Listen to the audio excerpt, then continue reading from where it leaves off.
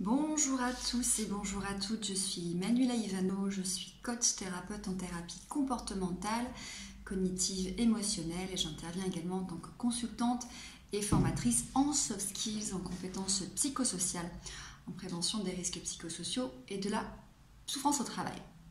Aujourd'hui, je vais vous expliquer comment faire pour remplir son cercle vicieux en TCC. Si vous ne savez pas ce qu'est le cercle vicieux en TCC, je vous invite à retrouver ma vidéo sur YouTube ou sur Facebook expliquant ce qu'est un cercle vicieux.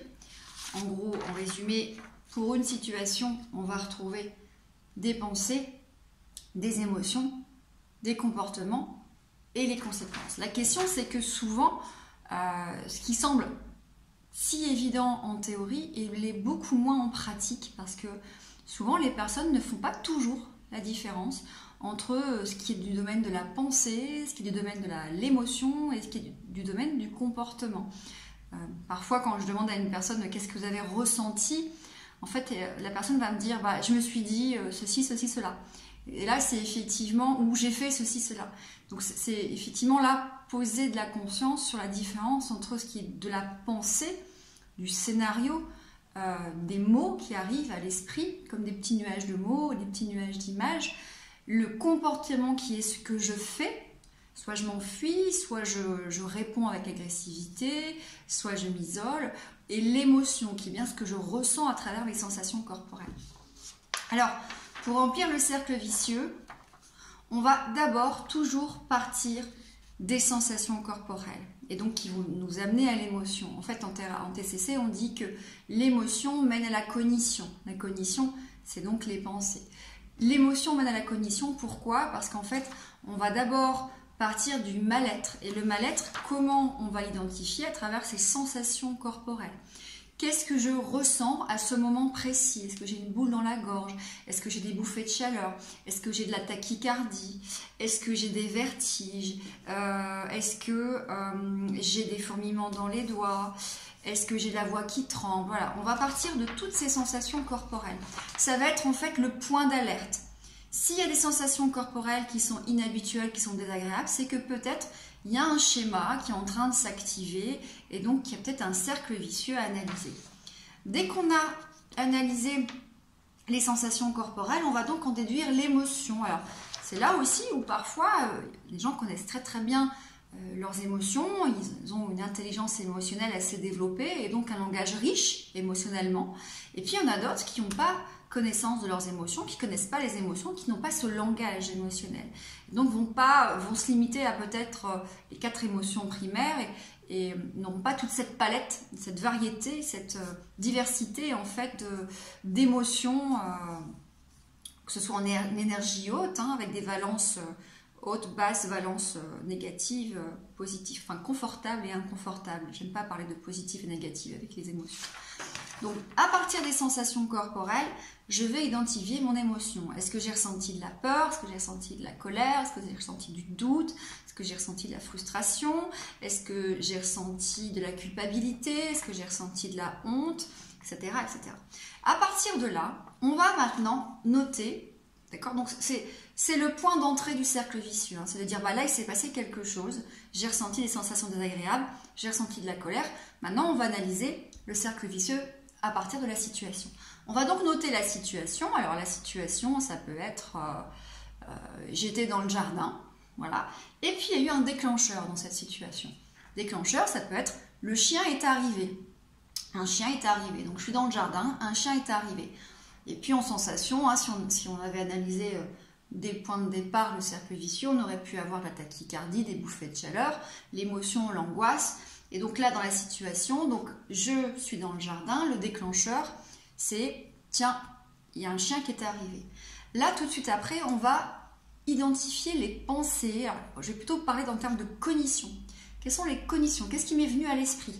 En termes de mots, en termes de phrases, en termes d'images, en termes de scénario.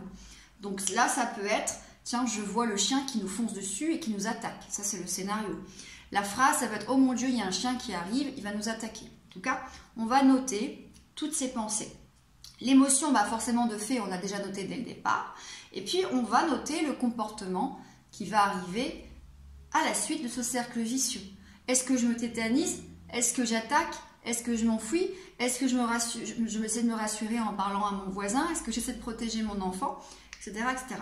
Et puis les conséquences, que ça a eu derrière, les conséquences, c'est que j'ai déclenché, je suis en train en fait peut-être d'entretenir une phobie, peut-être que je suis en train de montrer à mon fils un exemple qui n'est pas valable, que les chiens sont peut-être méchants, ce qui n'est pas forcément une généralité, en tout cas sur les chiens et statistiquement, mais en tout cas les conséquences de ce cercle vicieux. D'accord? Donc je vous rappelle que pour bien remplir votre cercle vicieux, vous devez partir d'abord de vos sensations corporelles, identifier du coup l'émotion qui est associée et seulement après remonter, d'accord, sur c'est quoi la situation, c'est quoi le déclencheur, je note, c'est quoi les pensées, je note, les émotions, je les ai déjà notées, c'est quoi les comportements, je note, c'est quoi les conséquences de tout ça. Bien évidemment, après, ça c'est que le point de départ, c'est pour apprendre à mieux se connaître, c'est pour comprendre les pensées qui vont revenir forcément plutôt de manière récurrente, fréquente, parce que ces pensées, elles vont cacher souvent des croyances et des schémas. Donc après, on peut travailler les schémas sous la base des pensées, mais aussi sur la base des comportements, parce qu'on sait que dans les schémas, il y a des comportements qui reviennent en fonction des schémas, des comportements typiques que moi j'identifie maintenant très facilement avec les gens que j'accompagne. Donc sur la base de ce cercle vicieux, on va travailler la restructuration cognitive en thérapie cognitive. On peut aussi travailler sur la diffusion des pensées, travailler sur toutes les techniques émotionnelles et puis travailler sur les techniques comportementales, sur l'affirmation de soi, la gestion du stress, l'exposition progressive, l'exposition en imagerie, voilà, tout ce qui est action sur le comportement. D'accord ? Forcément, dans la thérapie des schémas, on va en fait partir des pensées, des comportements et d'essayer de créer le lien avec le schéma pour savoir quel est le schéma qui s'active. Et après, de la même façon, aller corriger les pensées et les comportements. Voilà, je vous remets ça en gros plan et je vous invite donc à tester ça chez vous. C'est très facile à faire pour mieux vous comprendre et surtout comprendre le lien entre votre pensée, vos émotions, vos comportements et puis de comprendre que souvent au niveau des déclencheurs, c'est peut-être souvent la même chose qui va revenir. Il peut y avoir des prises de parole en public, il peut y avoir des figures d'autorité, il peut y avoir une relation d'intimité qui est un peu trop proche, trop intense, il va y avoir plein de choses comme ça. Vous allez souvent retrouver les mêmes déclencheurs, vous allez souvent retrouver le même type de pensée, parce que forcément elles alimentent des schémas qu'on a, donc les schémas ils s'activent même si on a plusieurs, et puis vous allez souvent retrouver le même type de comportement, parce qu'après il y a dans les schémas, il y a des habitudes comportementales. Voilà, j'espère que cette vidéo vous aura été utile, à très bientôt.